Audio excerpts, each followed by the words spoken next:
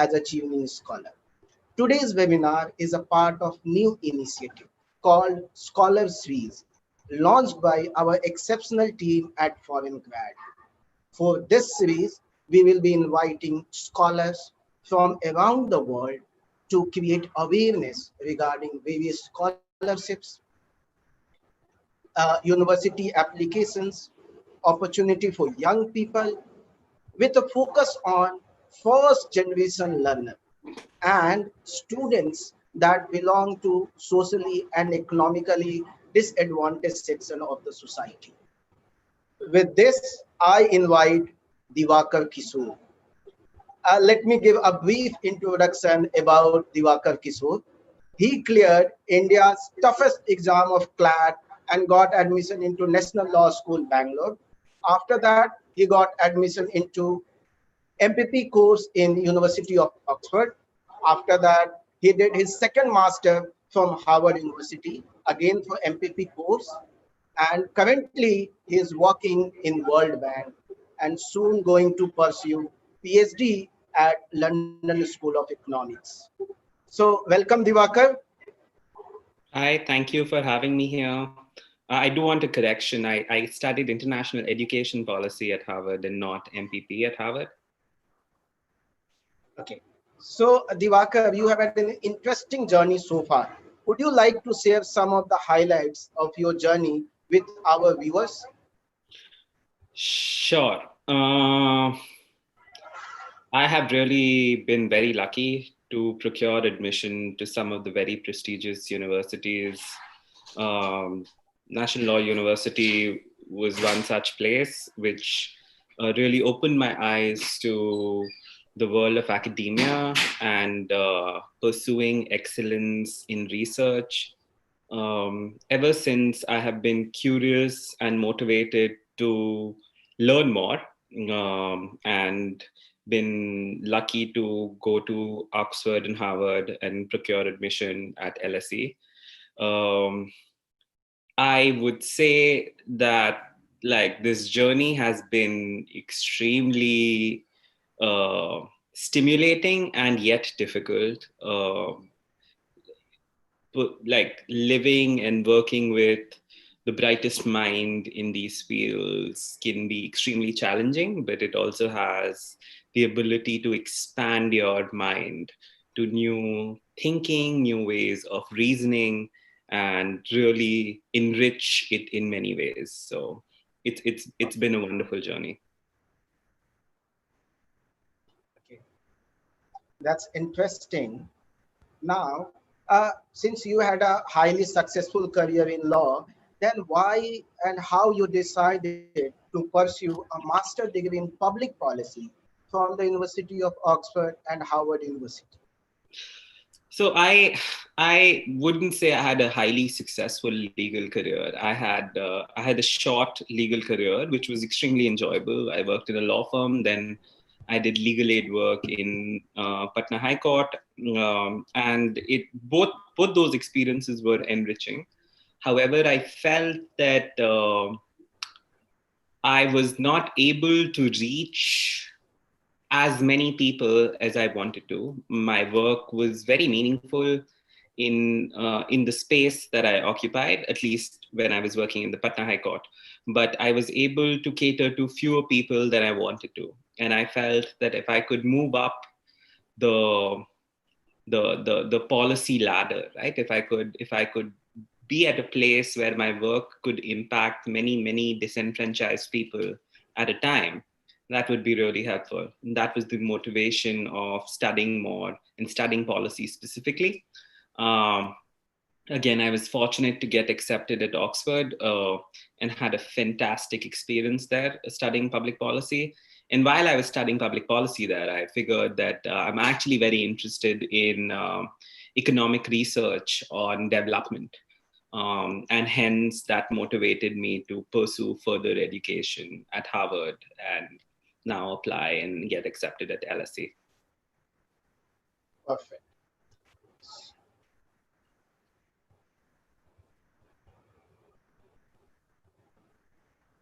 So, Diwakar, what are the criteria that a prospective applicant should adopt while selecting courses and shortlisting universities when they think about pursuing higher education?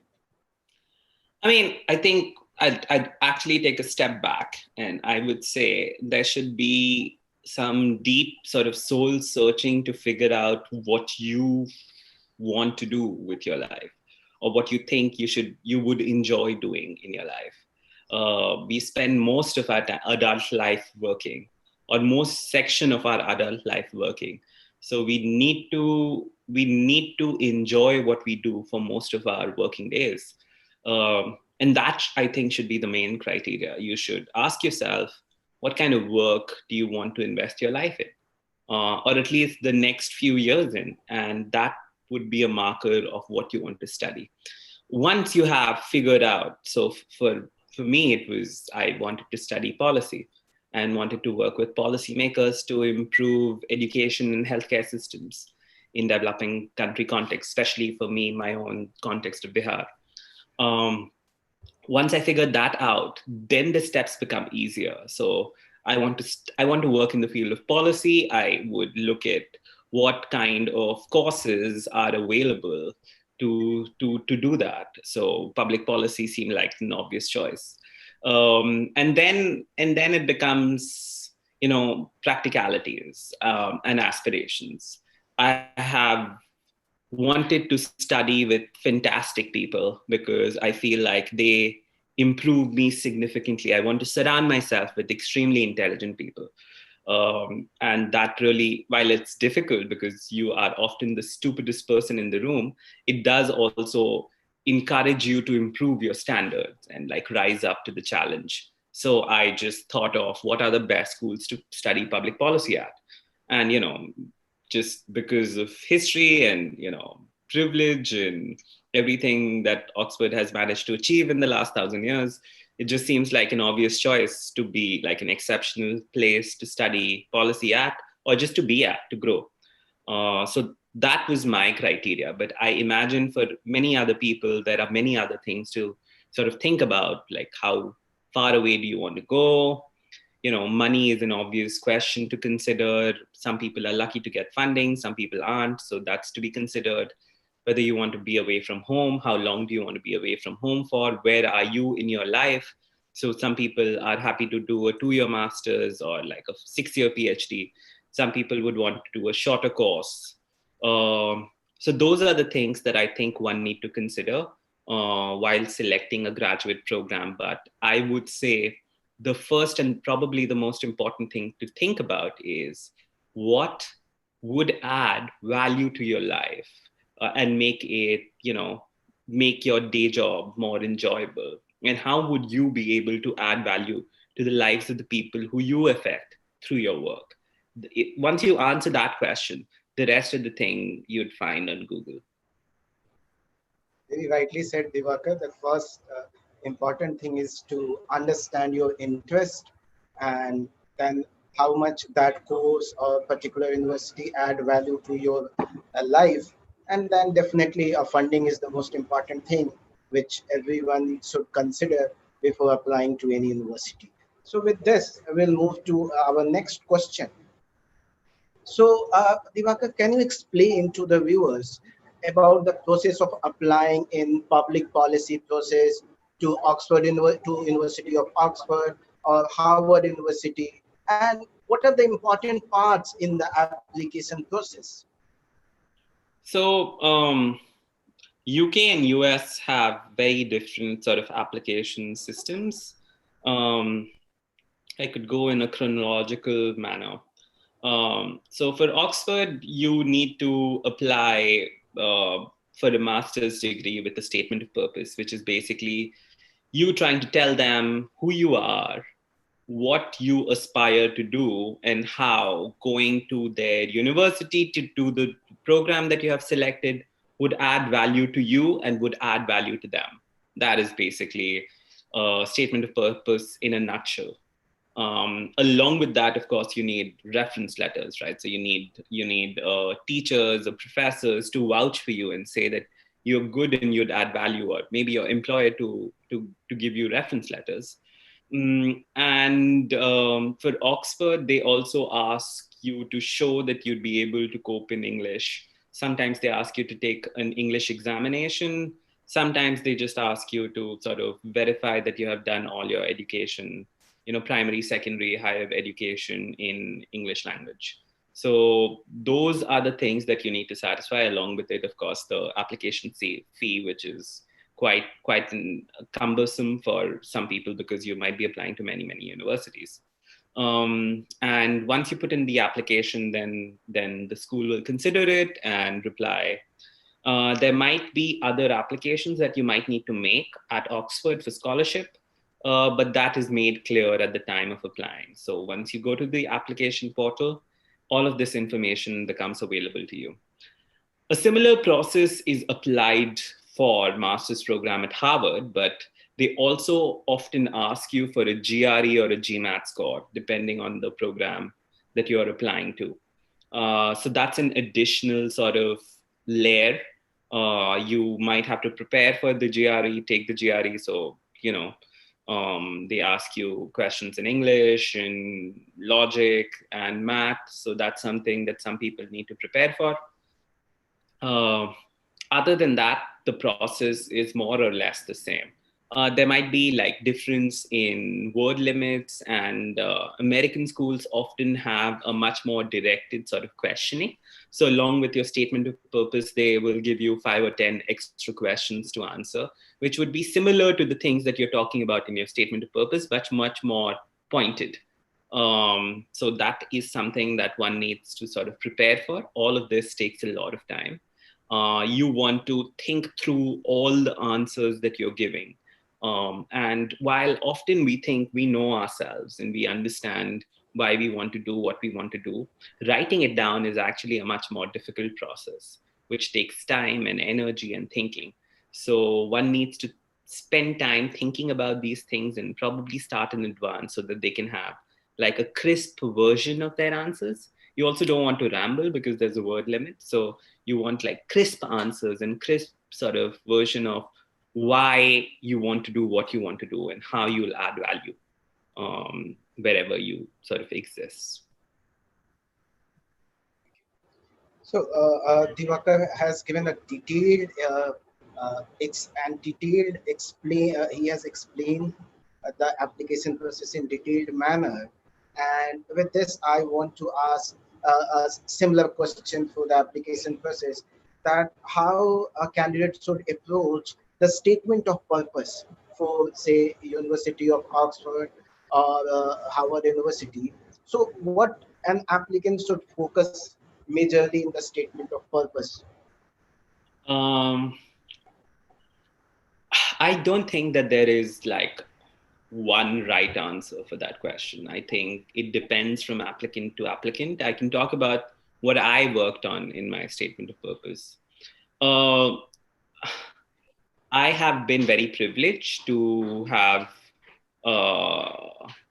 quality education throughout, but at the same time, I could see in front of my eyes the struggle that other people had to go through to procure the same kind of education because of poverty, because of other circumstances that we don't opt into but happens to us.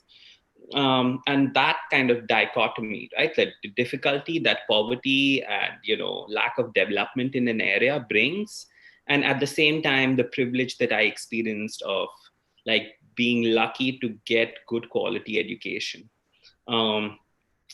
And I just wanted to work in a way in which I could level that playing field for all people. How can we encourage more and more people to get better and better education in healthcare facility? And how can the state sort of improve that? That has been motivating me for a long period of time. So my statement of purpose just focused on that, focused on my experience and my motivation.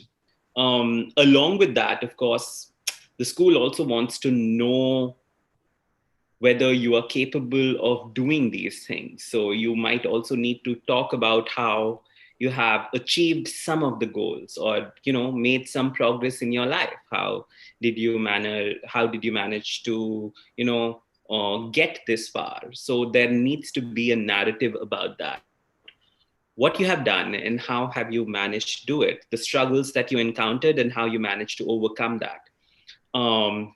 And I think the final section of my statement of purpose would usually be about how what I would learn would add value to me and how that would be used by me to do more work, better work in the future. That's how I usually think about statement of purpose.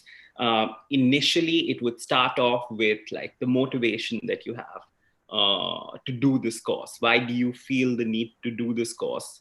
And that might be a bigger motivation from outside. That might be an internal motivation. The second would be like, what have you done? Who are you? What have you done till now? What are the challenges that you have encountered? How have you solved them? And that kind of sets it up for them to understand your context and see how you fit the course. And then the last bit is, how will this course add value to you? And how will you add value to other people and other organizations where you work after this course is over? And in those 3 steps, I think you basically tell the school, I think I managed to tell the school what they needed to know to give me admission. I think it worked because I got in. So.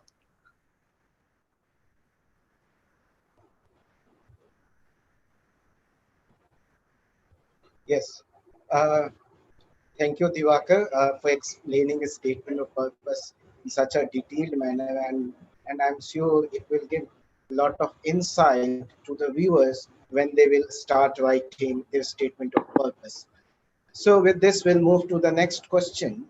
So after understanding the application process for master degree, now we'll move to understand the application process and the process for PhD.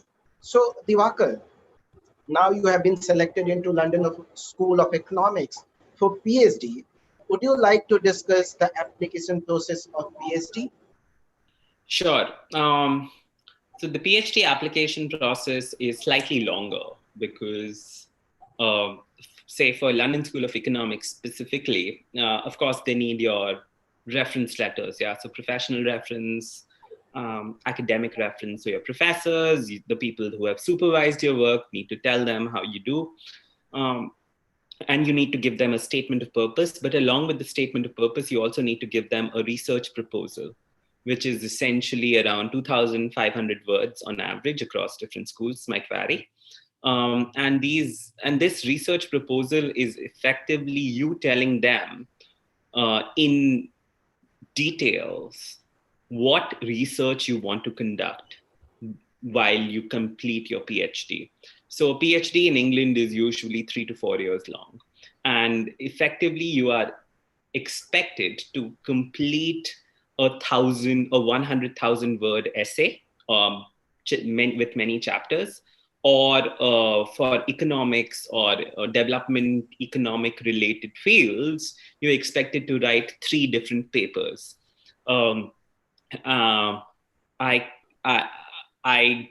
I guess the best way for me to explain this would be to talk about like my research interest and what went into my research proposal. So my research is basically looking at health and education in the least developed districts in India.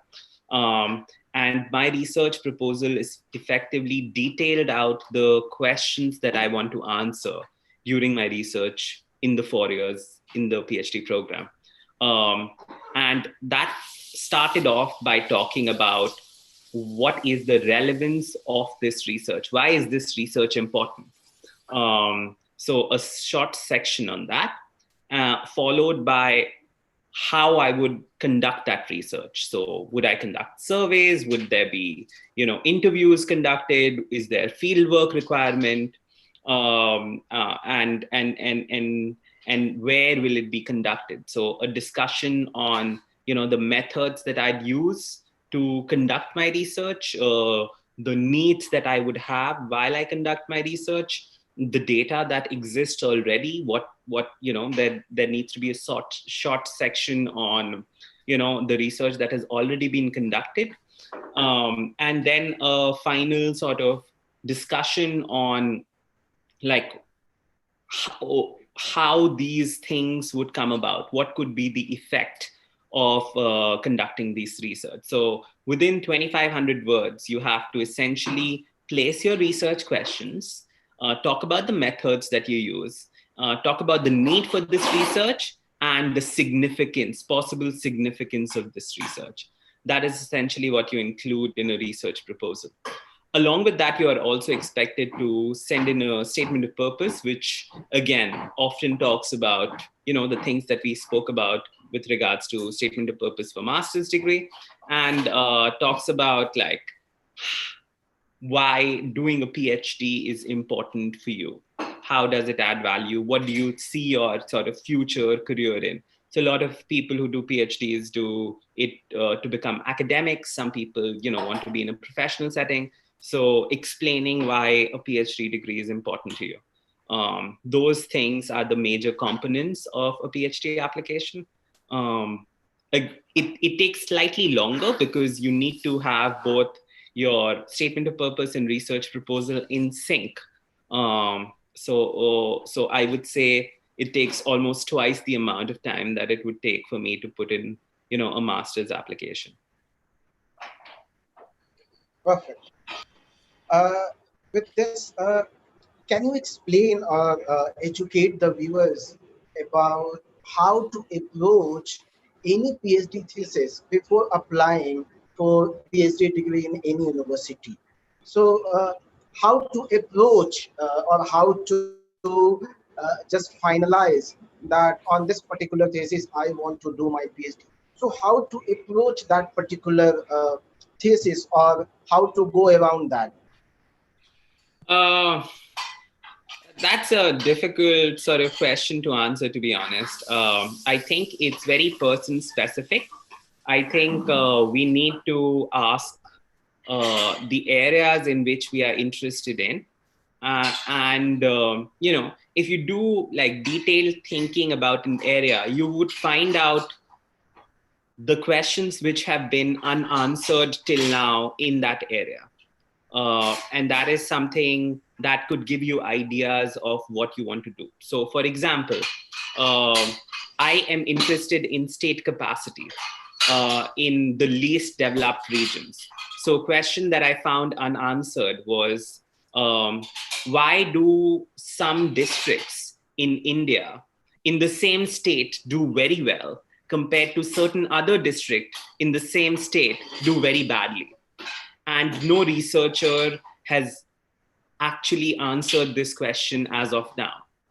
So once I found that question and I found that to be interesting, I thought of ways in which I could evaluate that and figured out that there is a lot of work to be done in that area. So that's my basic sort of thematic area of interest. Why do some districts do badly while other districts in the same state do well? And then within that, do education institutes do worse than health institutes, and why?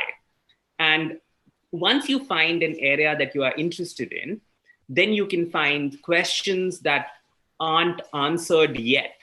And once you find the questions that aren't answered yet, you can figure out ways in which you could possibly answer that question.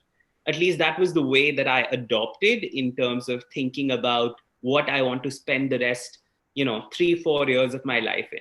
And that's an important exercise to do. You need to be interested in what you're going to spend 3-4 years. And that also defines the way that you'd be thinking for the, reasonable amount of time in the future. So those are things that you might want to spend, a lot of time thinking about and be convinced about it before you can take the leap of like writing a research proposal. Perfect. So Diwakar has explained in a detailed manner regarding a PhD application process, how one should approach the thesis, and after finalizing thesis, how to write, how to focus on methodology and different approaches of writing. So after understanding this PhD application, we'll move to last two questions and want to understand from Diwakar that what are some of the qualities that the admission committee looks in a prospective applicant for a master degree or a PhD applicant? I think the criteria are very different. For a master's degree, I believe one of the things that the school would want to know, actually for both PhD and masters, one of the things that the school would want to know is whether you will be able to complete the degree, right? Like that's an important thing to show. And that might be coming from your grades, that might be coming from your perseverance that you have, sustained in your life and how you have persevered despite all the impediments and done better. It might come from all the struggles that you have had and how you overcome that. So essentially, they would want to know that if they accept you, you should be able to complete the course. So that's something that you need to show. Other than that, because there's so much competition, so many people are applying to the same programs, you need to be able to distinguish yourself from others and say how you are unique in some sense, how you're good, how a school should invest time and energy into you. And there is no perfect answer for that. Every school, every person has their own sort of ways in which they do that. So that's something that needs to be shown, I believe. For PhD degree, I think it's a little more complicated. So a school would want to know whether they can train you, right? So a lot of schools do have a lot of professors and teachers who do a lot of research, but there's a possibility that there's no one in the school who can guide you. So you need to be a good fit for the school. So someone in that university or school needs to be interested in the topics that you are interested in and be able to train you and teach you and guide you. So that's something that the school does want to see. The other thing for PhD that the school wants to see is whether your research is relevant, whether it's interesting, and whether it is achievable. If you can answer those three questions, in yes for the school, then you are, a good candidate for the school to accept. So I guess these are the things, some of the things that the school might want to consider. I mean, there are other things, of course, that the school considers, which include, whether you will be able to afford it, whether the school can fund you. These are the technicalities that the school often sort of ponders about and considers. Amazing, Diwakar. So with this, and lastly, Diwakar, any final thoughts that would you like to give to viewers, or any final tips regarding application when they apply for master or PhD degree? I might end with the thing that I started with. I feel like a master's or a PhD degree is a big step in your life, and very rarely do people get to do it multiple times. So before you jump into it, it's important that you do some soul searching, spend time thinking about it, to know that what you are, the commitment you are going to undertake is something that you enjoy and would add value to your life and to the lives of people around you. And once you are convinced about that, once you have spent time thinking about it, then you can, go and undertake this experience and be fulfilled. I see a lot of people who do masters for what I think is probably not the right reason. So a lot of people go and do masters abroad because they want to live abroad. And, that it makes sense when you are young and you feel like that would be an enjoyable experience, but it is an expensive affair for a lot of people. And it takes resources from different space. So we have to be responsible about that. And while I don't think there's anything wrong in spending a year enjoying the experience of living abroad, I think we must also try and maximize that by actually doing things that we, would add value to our lives and to the lives of others. So as long as you can come to that conclusion and think that that's a reasonable thing to do for you and for your family and for the world in general, you should go ahead and do your masters. But until you know that you can spend at least 5 to 10 years doing what you learn. It's important to learn new things and use that to improve yourself. So, sorry. So think of what will add value to you. How will you improve? How will things improve based on you doing this? Once you get that, I think, there are many options, many opportunities, and you should have a great time.